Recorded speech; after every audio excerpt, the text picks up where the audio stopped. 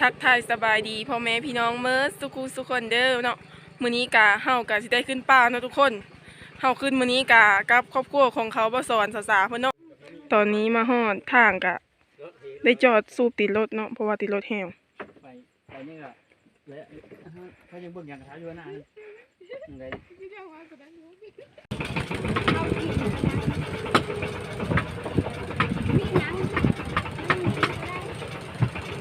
ตาขึ้น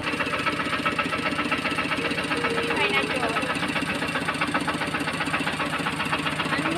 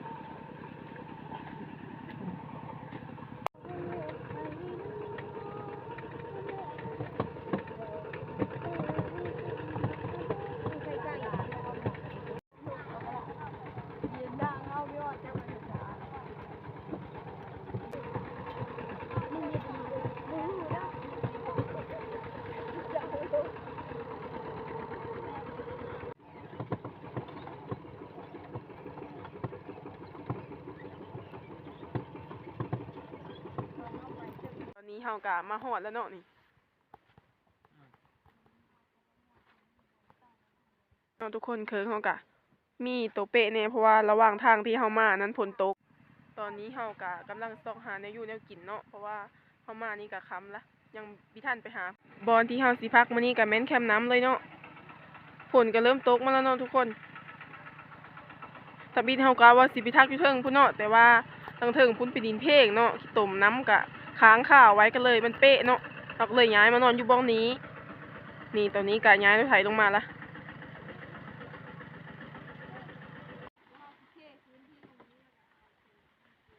จ้าเข้าเป็นที่พักบนอยู่บนเต้ารบกวนแล้วก็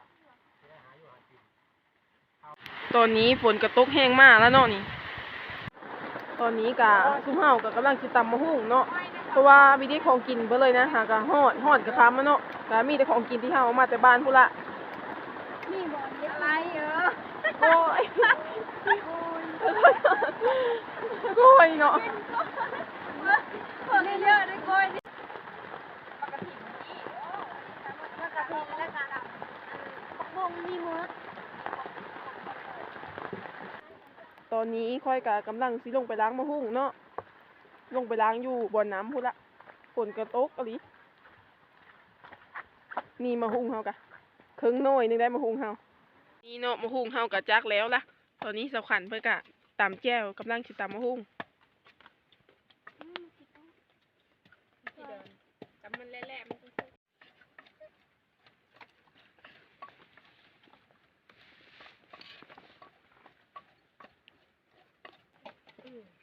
ถ้าเขาเบิดตามเลยนะครับถ้าเขาบอก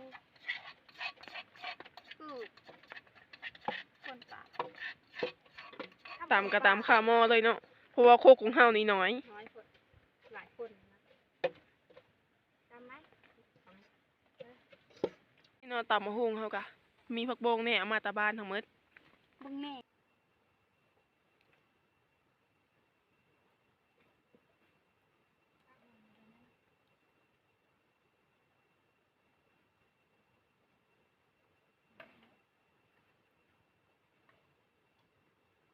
ตอนนี้ตำมะฮุ่งเฮาก็จนเมื่อแล้วเนาะเฮากินกะเพราะว่าหิวข้าวแห้งเนาะกินข้าวแต่ตอนเช้าจนตอนนี้ก็บ่ายนะหาก็ได้กินข้าวเทง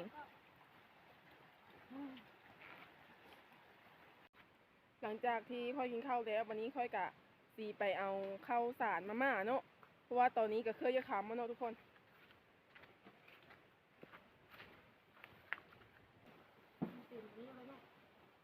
มาทำอันนี้เนาะ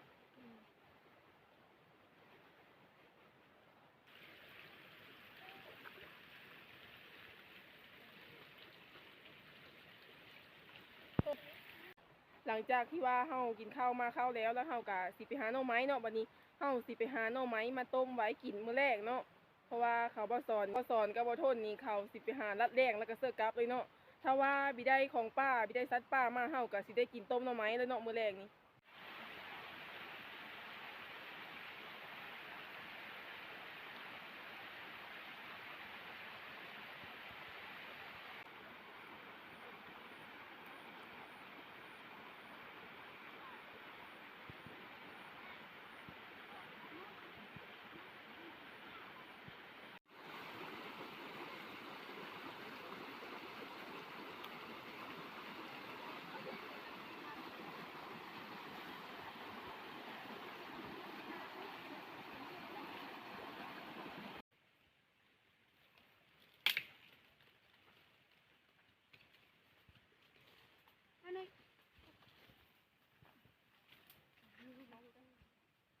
พามาเลย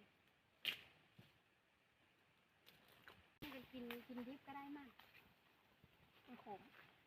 บ่มันไม่ขมเลย มันขมเนาะ เดือน11แล้วทำไมมัน ตัวนี้เอาได้จะบอกมั้ย คนพิการกินแล้วกินดิบเนี่ยโอเค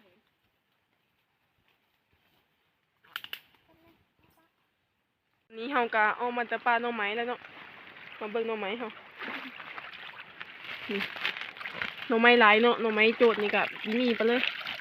ได้หลายอยู่ประมาณหม้อนึงนี่ละนี่เฮากะกำลังสิเอาเข่งแล้วก็หม้อนึงย้ายลงไปมองแคมน้ำมันเนาะมองที่เฮาสิดังไผ่ต้มหน่อไม้เนาะทำไมไว้กินกับลาบ รู้ไหมเดี๋ยวดิเดี๋ยวบอกว่ารู้ไหมเดี๋ยวบอกรู้ไหมรู้ไหมเดี๋ยวเดียวรู้ไหมเดี๋ยวเดียวครับเดี๋ยว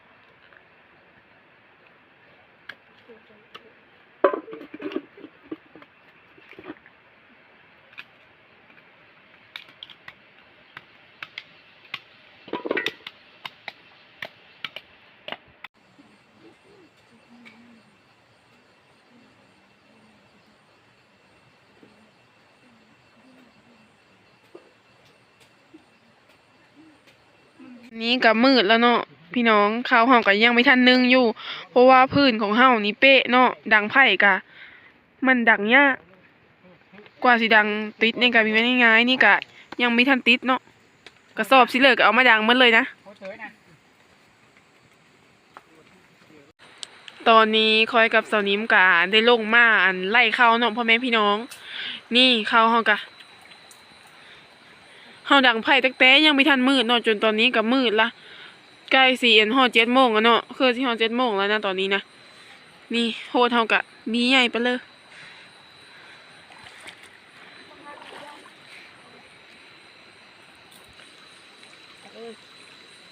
ไปบ่ไปละ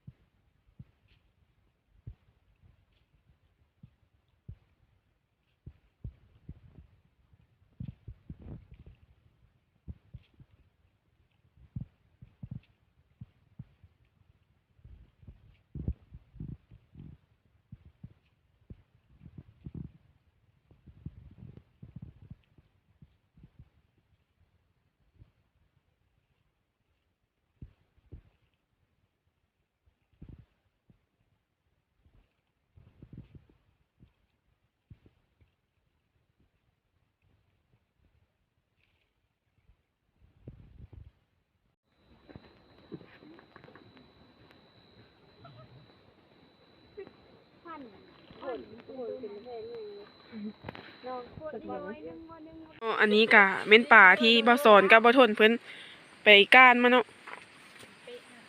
ปรากฏอันนี้ ปลาดุก ปลาดุกบ่คือปรากฏเนาะใส่ผ้าพันเอาไว้นะนี่ ปลาพันธุ์นี่จะลายปลาพันธุ์ตัวเดียวนะพี่เป็ดจัดการโอ้มาโบกนี่ แกงยังมา ส่วนว่าข้าวเฮากะยังมีทันไอายขึ้นเนาะพ่อแม่พี่น้อง เพราะว่าไผ่เฮานี่มีจะลุกไปเลยเนาะ ปลาเดือดๆยังไม่ชุบจุ้ยนะ ไม่เจอเลย อืม เป้าแล้วก็เป้านี่เยอะๆสบายเลย ผืนมันเป้ อื่นเป๊ะ เดี๋ยวยังเดี๋ยวมันก็ให้อินดอน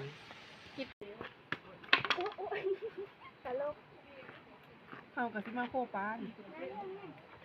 โคปลาแกงสมโบกแต่บินเฮาว่าสิป่นเนาะแต่คือเห็นว่าเอามาโบกมาแต่บ้านนี่ ก็เลยสิแกงสมโบกเอานี่มาโบกกะ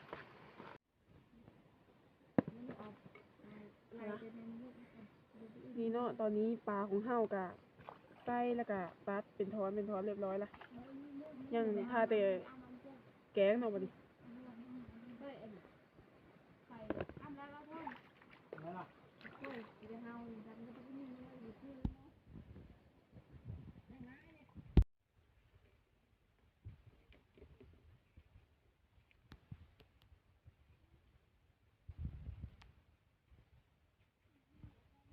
หลังจากที่เฮาโคปลาแล้วก็เกียมเครื่องสิแกงปลาแล้วก็เฮาก็สิไปหาอาบน้ำเนาะบัดนี้เพราะว่าตอนนี้ก็อยู่ฮอด8 โมงแล้วซุมเฮาก็ยังไม่พาเดียวอาบน้ำอยู่ หลังจากที่เฮาอาบน้ำแล้วเฮายังสิมาแกงปลาเนาะบัดนี้เฮาก็สิไปหาอาบน้ำกันเลย นิยมคิด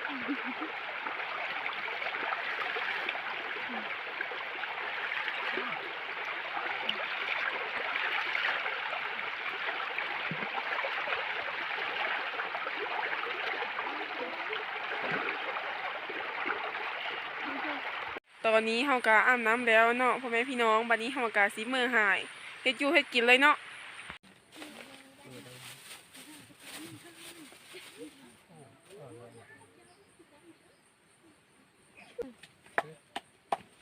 เคยงนหินพูดนะตั้งกันบน เช่าเช่าเช่ายินดิ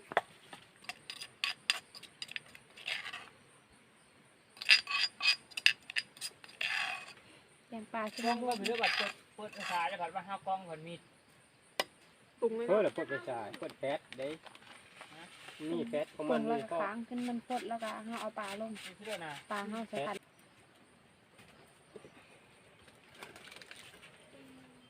ตอนนี้เฮาก็ค้างหม้อแกงปลาขึ้นแล้วเนาะเฮาก็ถ้าเฮอหม้อโฟดเฮาจังสิเอาปลาลงเนาะ เพื่อนมาหน่อย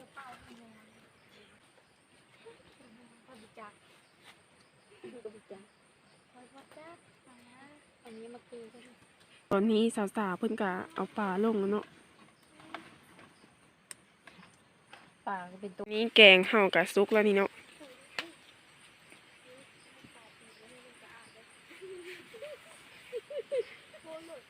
มันกระชุกที่เจอว่า โลกพดบังเหิกนึงชุกกินให้หิวข้าวไปนี่ เยอะชุดหนำมาโบกนี่นะคือเพื่อนชุก โลกจะเหิกนะ ระโบกนี่แกงก้อนหมู ชิมก่อน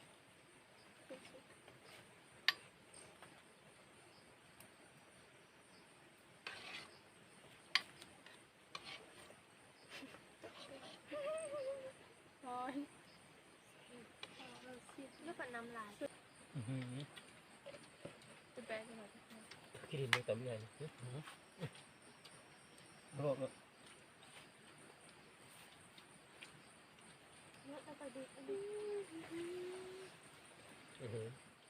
ก็มาเลยถึงแล้ว จะกินนี่กินไปกินไป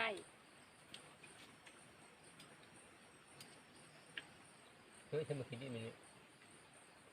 เอาไว้คิดดิบเนี่ย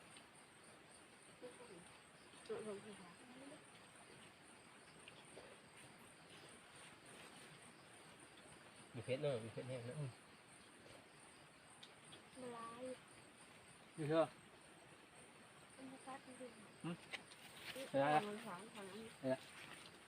อืม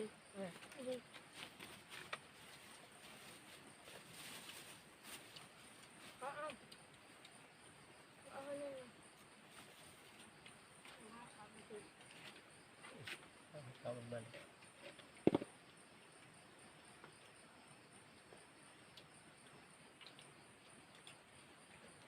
ตำแกงคือรสมันมีรสชาติมากินเลย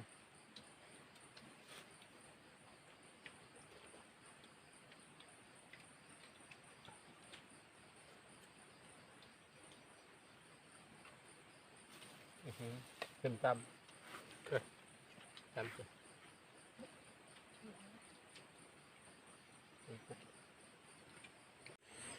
กะตอนนี้กะซุ้มเฮากับผ้าเดียวกินข้าวแล้วเนาะกะน้ำที่เฮาสิกินกะแม่นน้ำตามห้วยเนาะพ่อแม่พี่น้อง